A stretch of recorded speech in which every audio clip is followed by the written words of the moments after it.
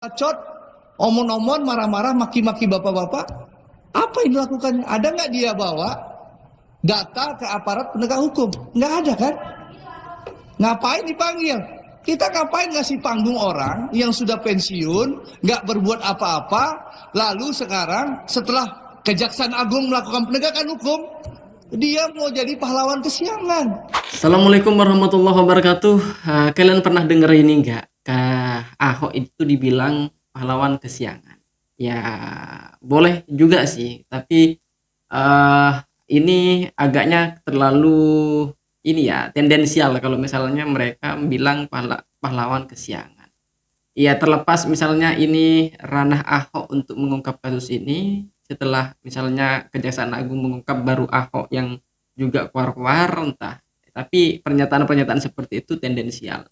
Karena mereka harusnya bersyukur dong ada orang yang mau bantu Kejaksaan Agung untuk memberikan data-data yang lebih dibutuhkan barangkali, sekalipun misalnya datanya lebih banyak punya Kejaksaan Agung.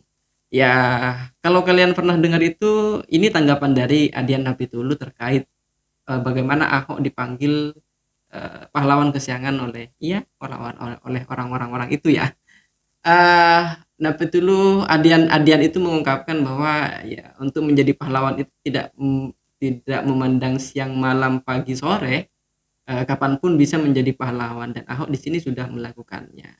Ya, mereka juga kan minta bagaimana jangan hanya keluar-keluar langsung datang ke Kejaksaan Agung, dan saat ini kita sudah melihat dan sudah melihat sendiri dan mendengarkan sendiri bagaimana Ahok itu benar-benar mendatangi Kejaksaan Agung sebagaimana yang kita inginkan bersama, bahwa Kejaksaan Agung benar-benar memanggil Ahok dan memintai kesaksian terkait dengan kasus Pertamina yang memang sudah menjadi juara satu ya Liga Korupsi Indonesia. Mari kita dengarkan bersama dulu ya.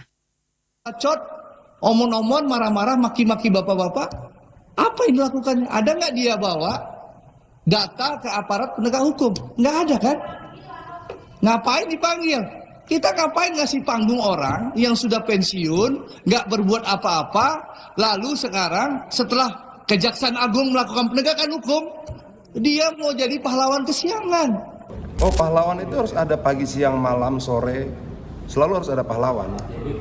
Jadi pahlawan itu bisa datang di saat waktu yang tidak terduga ketika rakyat membutuhkan. Orang katakan bahwa setiap peristiwa, setiap zaman akan melahirkan pahlawannya masing-masing. Mungkin sekarang pahlawannya Ahok. Mau siang, mau malam, mau pagi, nggak penting. Nah, kalau itu terserah Ahoknya. Dia tetap punya kebebasan untuk menentukan langkah-langkah dia selama dianggap itu baik, benar, sesuai konstitusi dan ideologi partai. Tapi yang jelas bahwa kita tidak mengenal pahlawan kesiangan. Setiap orang harus berjuang. Mau pagi, siang, malam, nggak penting. Itu aja. Thank you.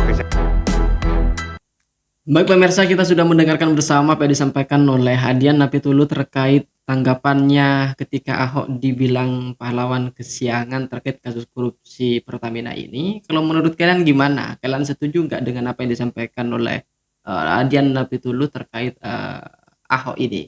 Kalau kalian setuju atau tidak, silakan langsung tulis di kolom komentar dan saya tidak punya pendapat di sini.